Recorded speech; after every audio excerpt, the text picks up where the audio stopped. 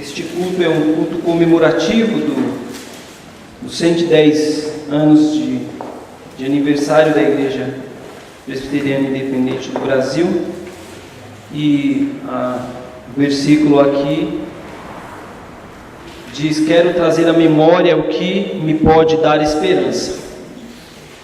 Então este é um culto hoje comemorativo da Igreja Presbiteriana Independente do Brasil. Os irmãos acharam? João capítulo 21, versículo 7. Minha oração que Deus fale ao seu coração e aqueça também o seu coração nessa noite dele.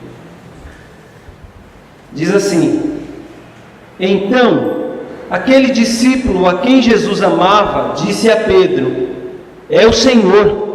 Ouvindo Simão Pedro que era o Senhor, amarrou sua túnica à cintura, porque estava despido, e lançou-se ao mar. Vamos orar. Pai querido, nós te louvamos e te agradecemos mais uma vez pelas ricas oportunidades que tivemos aqui hoje de cultuar, de louvar, de ofertar, ó Deus, e agora neste momento tua palavra está sendo pregada, vai ser pregada. Fale conosco, Deus, de acordo com aquilo que o Senhor tem para falar com a tua igreja. Nos edifica, nos fortifica, nos aviva, Senhor. Aviva, Senhor, a nossa fé, ó Pai amado, e nos conforta e nos consola nessa noite, no nome de Jesus, Pai. Amém. Bom, sempre que a gente olha para a Bíblia, a gente tem uma imagem, um conceito da Bíblia, um olhar romântico da Bíblia. A gente olha para a Bíblia achando que tudo na Bíblia às vezes é perfeito e que as pessoas da Bíblia não tinham defeitos. Mas as pessoas que Jesus conheceu, e todas as pessoas que estão nos relatos bíblicos, são pessoas como eu e você. São pessoas comuns, são pessoas que tinham vidas como a nossa, problemas como os nossos, dificuldades como as nossas dificuldades, e desafios também como os nossos.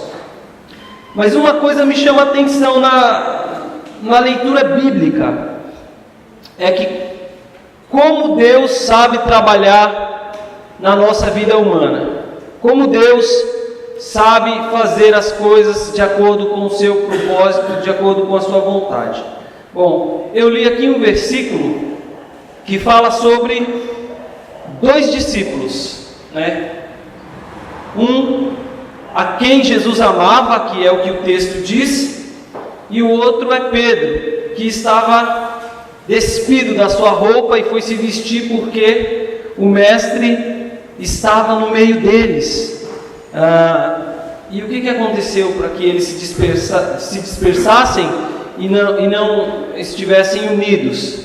Porque após a morte de Jesus, os discípulos esqueceram daquilo que Jesus havia falado, de que ele ressuscitaria no terceiro dia e de que ele cumpriria aquilo que Deus havia falado por meio dos profetas. Então os discípulos, a partir do momento que Jesus morre, eles se dispersam com medo também da perseguição romana, deles sofrerem alguma ação contra eles. E aí me chamou a atenção aqui a pessoa, o discípulo que Jesus amava. O discípulo que Jesus amava é um discípulo que teve algumas qualidades interessantes, e eu queria compartilhar com os irmãos algumas dessas qualidades. Uma delas se encontra em Marcos capítulo 9, versículo 38. Eu vou ler para os irmãos as características desse discípulo. Diz assim, 9:38. Disse-lhe João: mestre, vimos um homem que expulsava demônios em teu nome, e nós o proibimos, pois ele não nos seguia. Esse aqui é João. João, ele falou para Jesus o seguinte: nós vimos um homem ali expulsando demônios, expulsando os espíritos malignos, mas como ele não fazia parte do nosso grupo de discípulos, a gente expulsou eles, para ele não ficar mais expulsando os demônios, porque João, este discípulo a quem Jesus amava, era uma pessoa no início da sua caminhada intolerante com aqueles que não se identificavam com o seu grupo de discípulos. Deu para o irmão entender aí, para os irmãos entenderem, uma das qualidades do apóstolo a quem Jesus amava e do apóstolo amado de Jesus, que é João. Ele era intolerante com as pessoas que realizavam a obra de Deus. A outra qualidade dele é que ele era vingativo. Em Lucas, capítulo 9, versículo 54, vamos ler mais uma das características de João, o apóstolo amado do Senhor. Lucas 9, 54, diz assim: quando viram isso, os discípulos Tiago e João disseram: Senhor, queres que mandemos descer fogo do céu para os consumir? Jesus estava entrando em cidades e povoados e fazendo a evangelização e anunciando o reino de Deus, e os samaritanos não aceitaram a entrada dos discípulos ali naquela cidade, naquele povozinho lá. E aí eles disseram para Jesus, João, apóstolo amado do Senhor: Senhor, queres que nós oremos e desça fogo do céu para consumir esses que não ouviram a mensagem? E aí, esse é o tipo de discípulo vingativo. E aí em Marcos capítulo 10, eu vou ler mais uma característica do discípulo amado do Senhor, que é o João. Marcos 10, 35 ao 37.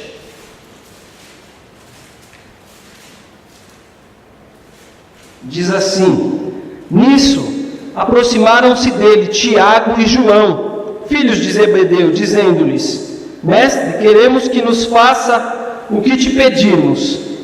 E ele lhes perguntou: o que quereis que eu vos faça? Eles lhe responderam: concede-nos que na tua glória nos sentemos um à tua direita e outro à tua esquerda. Mas Jesus lhes disse: não sabeis o que pedis. Podeis beber o cálice que eu bebo, ou ser batizado com o batismo com que sou batizado? Eles responderam: podemos. Mas Jesus lhes disse: bebereis o cálice que eu bebo, e sereis batizado com o batismo com que sou batizado. Mas o sentar-se à minha direita ou à minha esquerda não cabe a mim concedê-lo. Isso é para aqueles a quem está reservado. Então aqui, discípulo João, apóstolo amado do Senhor, apresenta o lado ambicioso como discípulo. Por que eu li essas 4 passagens, meus irmãos? Porque os discípulos, quando começaram a andar com Jesus no início da sua caminhada, cada um tinha os seus próprios interesses.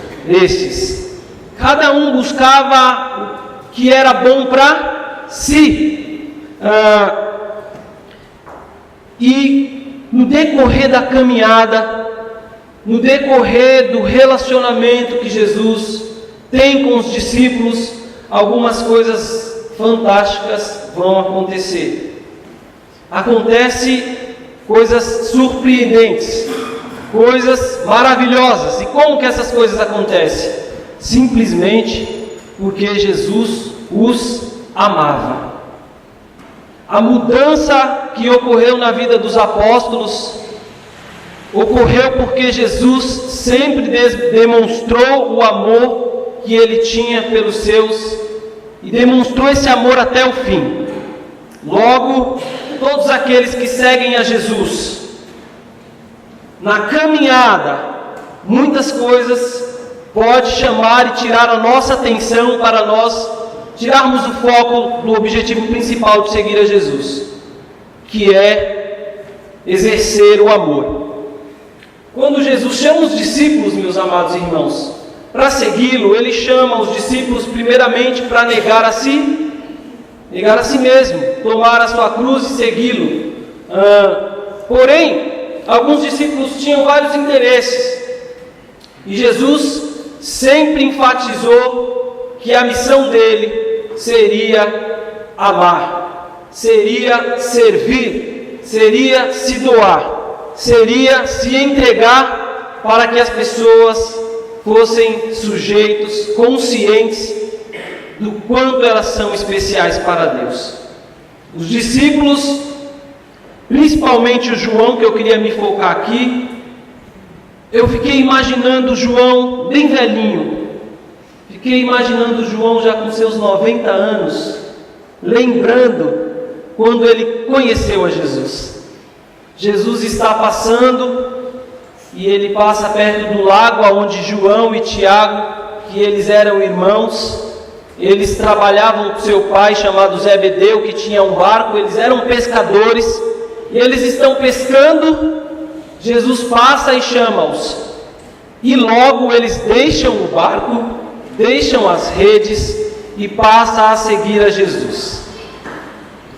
E eles convivem com Jesus 3 anos e meio aproximadamente. E no decorrer dessa trajetória aconteceu muitas coisas maravilhosas.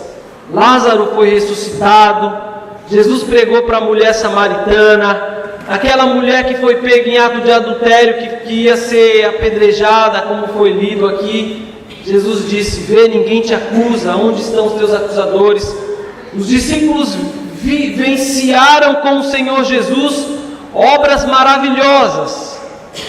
No início, João apresentava essas características que eu li, mas no decorrer da trajetória, no decorrer do convívio, no decorrer do relacionamento com o Senhor, o apóstolo João participou de uma verdadeira escola, que foi a escola do amor. Ele começou a aprender o que era o amor. E ele escreve no seu evangelho, em João 3,16, fala: Deus amou o mundo de tal maneira que deu o seu único Filho.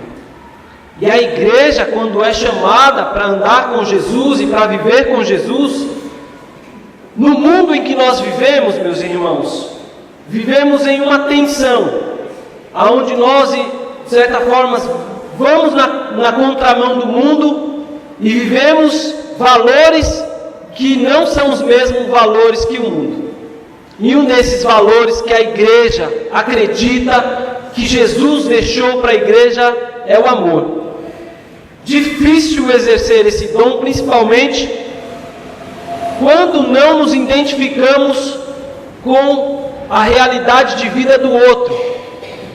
João aqui no início não se identificava com os samaritanos, e já logo orou e falou: vamos orar, quer que nós oremos, Senhor Jesus, para que desça fogo do céu e consuma eles? Jesus fala: não foi para isso que eu vim.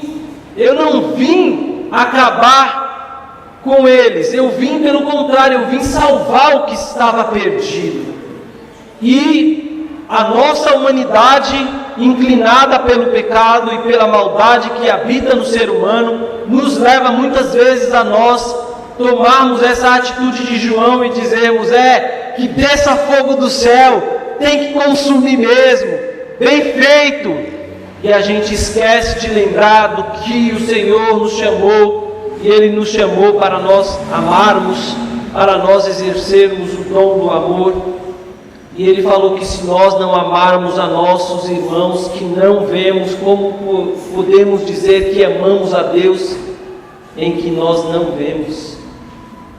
E a igreja, ela é o tempo todo ludibriada, porque, meus irmãos, a violência que nós vivemos no mundo, as agressões, a intolerância, tudo isso acaba contribuindo para influenciar um pouco a igreja. E aí a gente vê tanta intolerância que a gente acaba se tornando intolerante com as pessoas. A gente vive num mundo de tamanha ambição que a gente esquece do lado humano.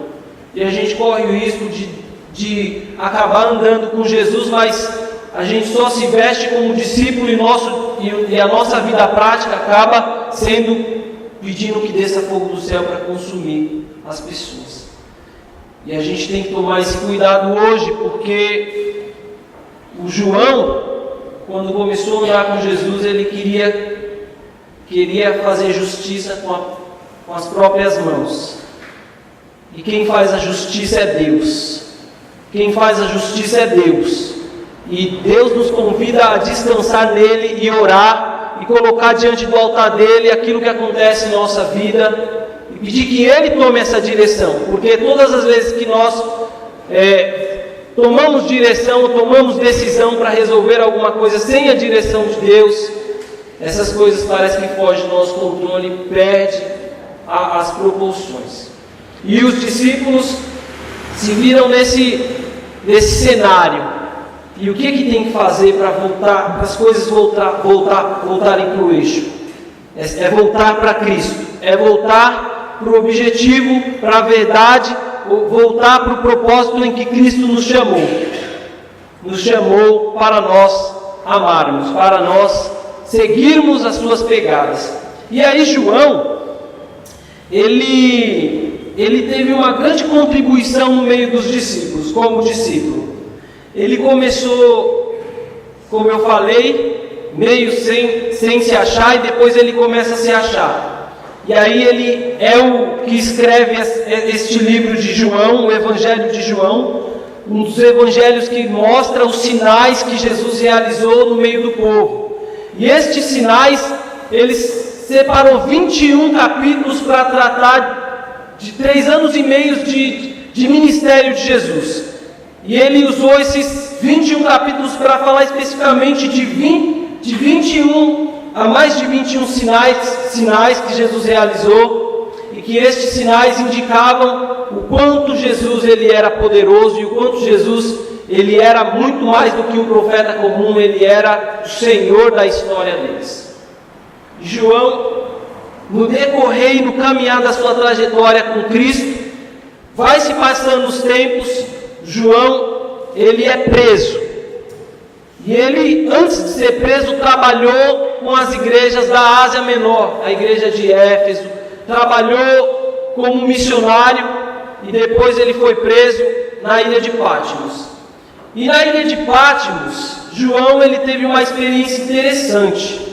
A experiência que ele teve foi que, quando ele viu Jesus, quando ele era jovem, quando Jesus havia chamado ele viu um Jesus jovem, um Jesus bonito, um Jesus comunicativo, alegre, um Jesus que participava da vida das pessoas, que se importava com a vida das pessoas.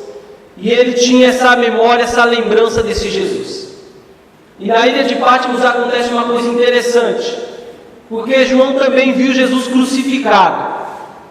João viu Jesus sofrer. João viu Jesus na cruz, sofrendo. E na ilha de Patmos, João, lembrando disso tudo, de todo esse sofrimento, Deus arrebata João em espírito e começa a mostrar para João agora a revelação de Jesus Cristo, que Deus deu a Jesus Cristo para que Jesus Cristo desse aos santos. E ele começa a ter agora uma experiência maravilhosa. E eu queria compartilhar com os irmãos esta experiência no livro de Apocalipse, capítulo 1, versículo 9. E ele diz assim, Apocalipse capítulo 1, versículo 9: Eu, João, vosso irmão e companheiro na tribulação, no sofrimento, no reino e na perseverança em Jesus, estava na ilha de Patmos por causa da palavra de Deus e do testemunho de Jesus. No dia do Senhor eu me encontrei em espírito e ouvi atrás de mim uma voz forte, como de trombeta, que dizia: escreve em um livro o que vês e envia-o às 7 igrejas: Éfeso, Esmirna, Pérgamo, Tiatira, Sardes, Filadélfia e Laodiceia. Virei-me para ver quem falava comigo. Ao me voltar, vi 7 candelabros de ouro, e no meio dos candelabros havia alguém semelhante a um ser humano, vestindo uma túnica longa e uma faixa de ouro na altura do peito. Sua cabeça e os cabelos eram brancos como a lã, tão brancos como a neve, seus olhos como uma chama de fogo. Seus pés eram parecidos com um metal brilhante, refinado em uma fornalha, e sua voz era como voz de muitas águas. Na mão direita ele segurava 7 estrelas, e da sua boca saía uma espada afiada de 2 gumes. Seu rosto brilhava como o sol no seu fulgor. Quando o vi, caí a seus pés como se estivesse morto. Então ele pôs a mão direita sobre mim e disse: não temas, eu sou o primeiro e o último. Eu sou o que vive, fui morto, mas agora estou vivo para todo sempre, e tenho as chaves da morte e do inferno. Portanto, escreve as coisas que tem visto, tanto as do presente como as que acontecerão depois destas. Este é o mesmo João. Eu falo de um homem que teve 3 fases na vida dele. A primeira fase que ele teve foi chamado por Jesus Cristo para seguir a Jesus. E a segunda fase que ele teve foi se dispersar com os discípulos quando Jesus morreu. E aí Jesus apareceu para eles na praia, enquanto eles voltaram a pescar, estavam nadando. Jesus apareceu para eles e falou: Pedro, tu me amas? Pedro falou: eu te amo. Então, Pedro, apacenta as minhas ovelhas. Eu chamei vocês para pastorearem, para cuidar das pessoas, para ouvir as pessoas, para tratar das feridas das pessoas, para curar a dor da alma das pessoas e a ferida da alma das pessoas. E nós vivemos, meus irmãos, em um mundo ferido, mas ferido na alma, ferido no sentimento, ferido nas emoções, aonde as pessoas buscam respostas e buscam remédios para solucionar as suas dores, e a gente percebe que Jesus, ele se colocou no centro e falou: olha, se a sua necessidade é sede, eu sou a água da vida. Se a sua necessidade é fome, eu sou o pão da vida. Se o problema é a questão da morte, aquele que crê em mim, ainda que esteja morto, viverá. E quem crê em mim e vive, esse nunca morrerá.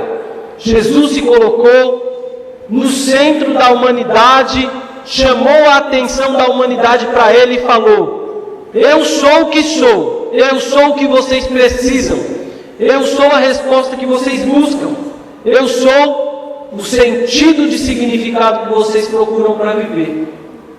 Eu sou o Logos, eu sou a razão, eu sou o que vocês precisam, eu sou o ar que vocês precisam para respirar. E às vezes, meus irmãos, a gente vai buscar, como os discípulos foram buscar, respostas e soluções longe de Jesus. Nós colocamos o nosso barquinho na praia e vamos nos afastando das coisas de Deus, nos afastando da palavra de Deus, das coisas espirituais.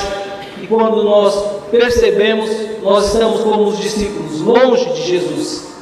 Mas o que é mais lindo de Jesus é que Ele vai até onde nós estamos. Jesus, Ele desce no nosso nível. E Ele fala com a gente de igual para igual, tete a tete.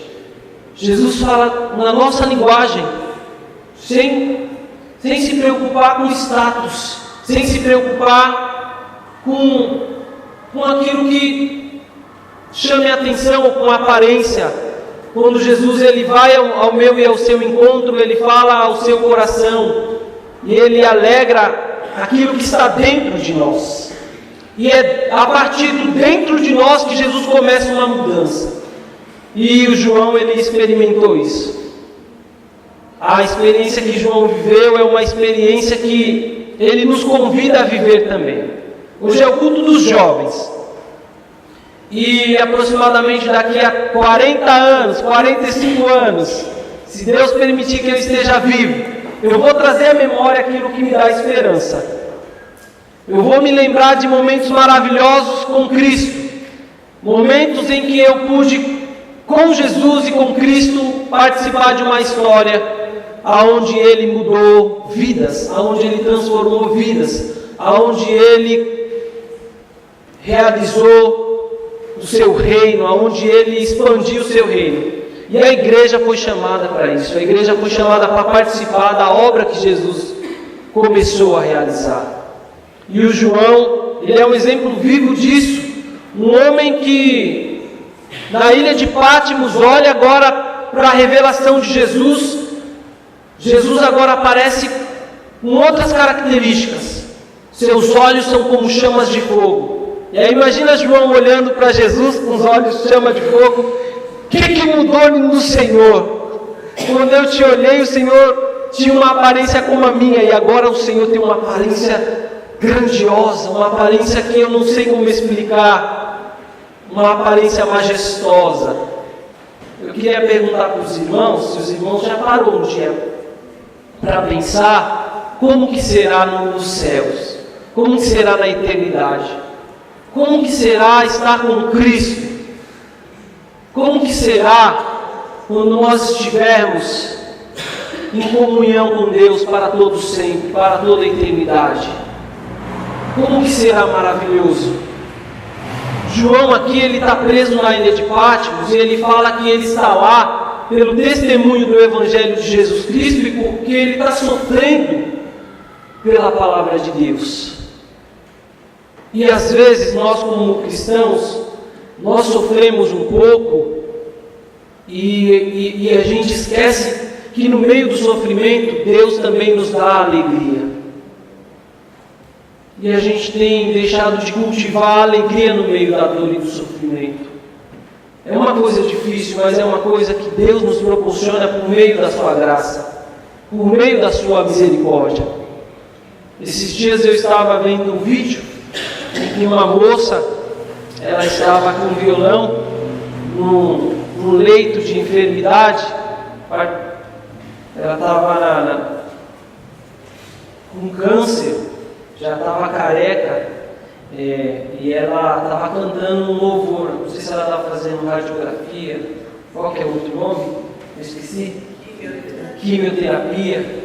E ela estava cantando um louvor. Eis-me aqui, outra vez, diante de ti, abro meu coração. Como explicar isso, irmãos?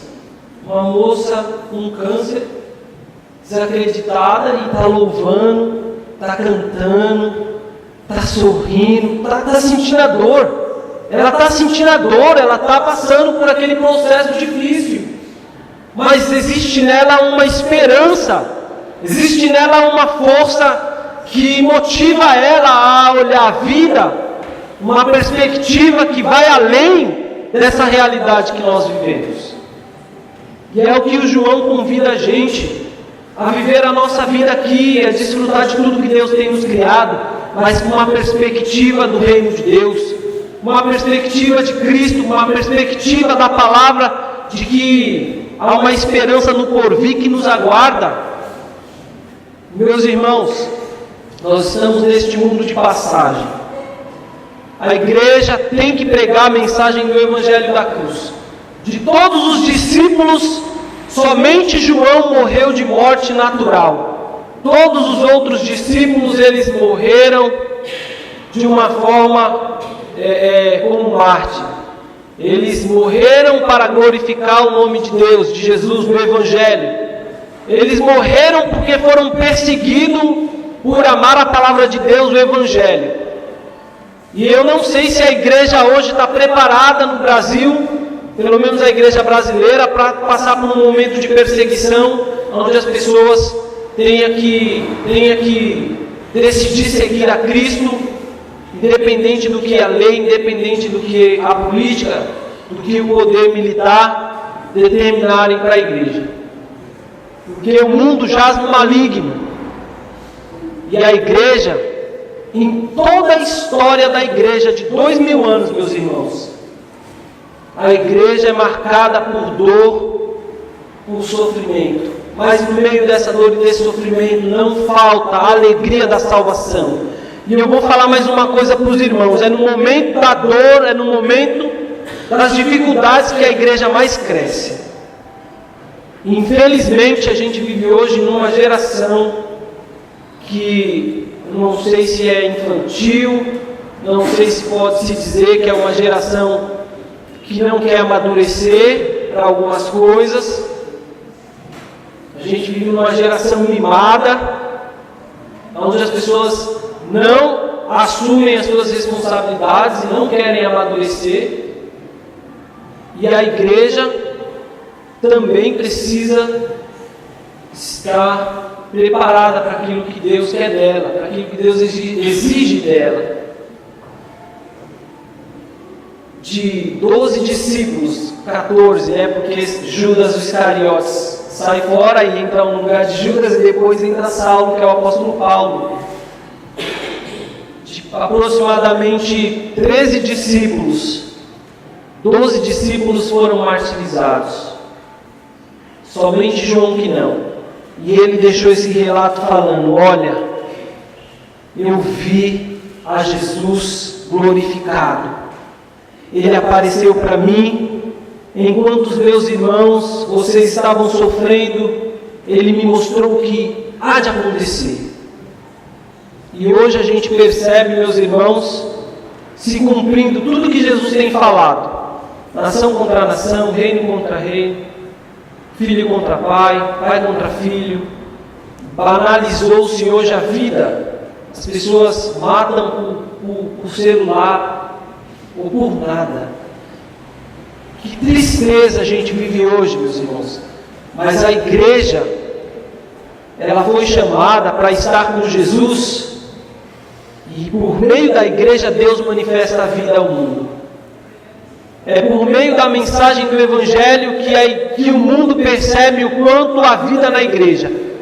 Porque graças a Deus que na igreja nós percebemos a manifestação da graça de Deus, convidando pessoas para conhecerem acerca do amor de Deus. A igreja foi chamada como seguidora de Jesus para anunciar o amor, para viver o amor, para exercer o amor. E o apóstolo João enfatizou isso.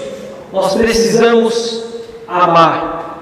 Se eu digo que amo a Deus e não amo o meu irmão que está do meu lado, esse amor é fingido e falso. E é por isso que nós precisamos nos reconciliar uns com os outros no amor de Cristo, deixar de lado o nosso ego e deixar que Cristo reine em nós. Porque, meus irmãos, se a igreja não for unida, se a igreja não permanecer no amor, se nós não nos entendermos, mesmo com as nossas diferenças, nós vivemos como um mundo. E aí Jesus nos chamou para isso, para nos amarmos. E o amor é uma coisa difícil, porque eu consigo amar quando eu me identifico. Esses são os valores do mundo. Da igreja não. A igreja ama porque Ele nos amou primeiro. Ele nos amou primeiro. Jesus te amou antes de você nascer. Jesus te amou antes de você nascer e perdoou todos os seus pecados até o fim da sua morte. Jesus te amou antes mesmo de você conhecê-lo. Eu não tenho medo da morte, porque eu sei que Jesus, Ele estará me aguardando e me esperando de braços abertos quando eu partir dessa vida. E uma das coisas mais difíceis que eu acho para o ser humano lidar é a questão da morte. E o João aqui, ele está falando: olha, não importa qual o preço que nós tenhamos que pagar por amor ao Evangelho ou por amor a Jesus, vale a pena. Vale a pena seguir a Cristo, vale a pena pagar esse preço, vale a pena sacrificar a nossa vida por amor a Jesus, porque Ele sacrificou a vida dele por nós, e nós vamos ser eternamente devedores dele. E é nesse sacrifício de exercício que nós conseguimos olhar uns para os outros.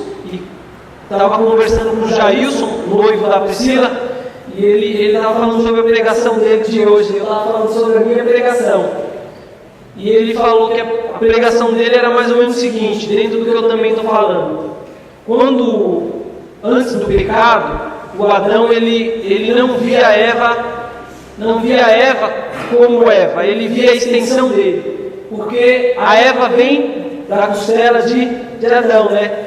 Então, depois do pecado, o Adão olha para Eva e percebe ela estava nua.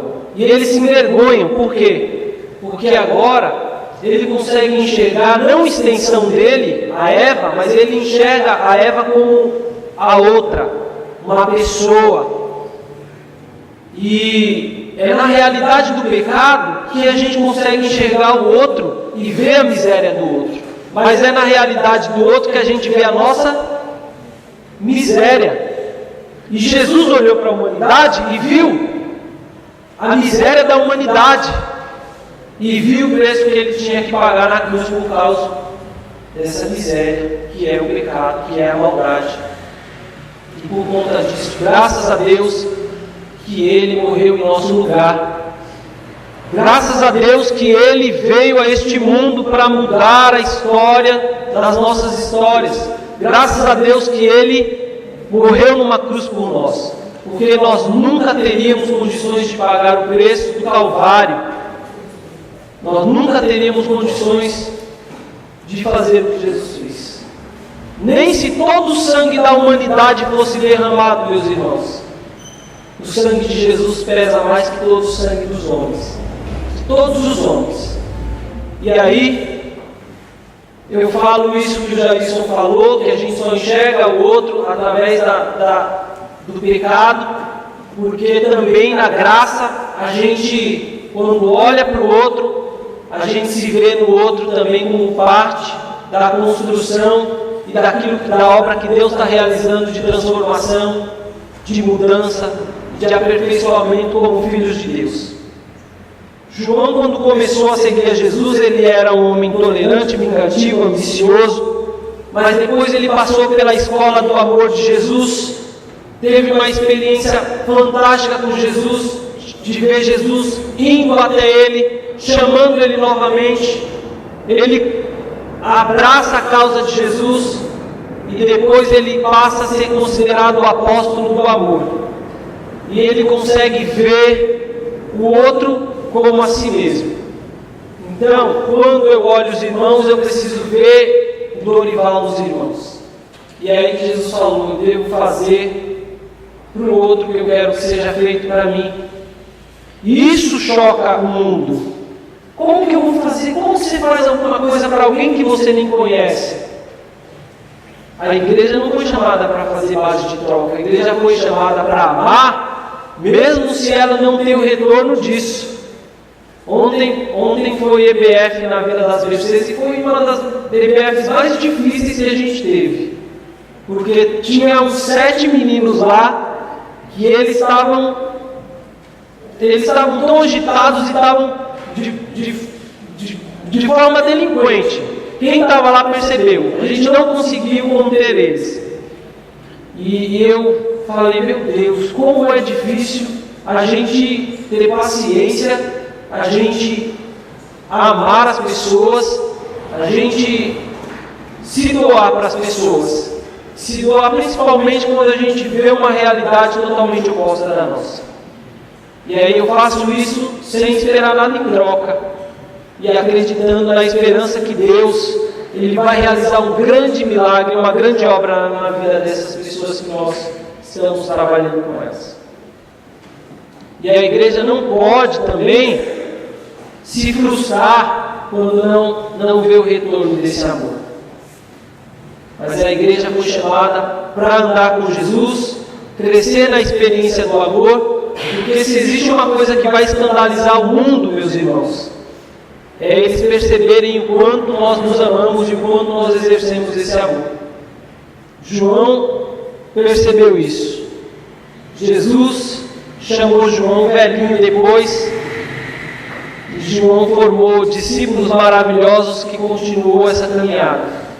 Vai chegar um dia que Deus também vai chamar eu, vai chamar você.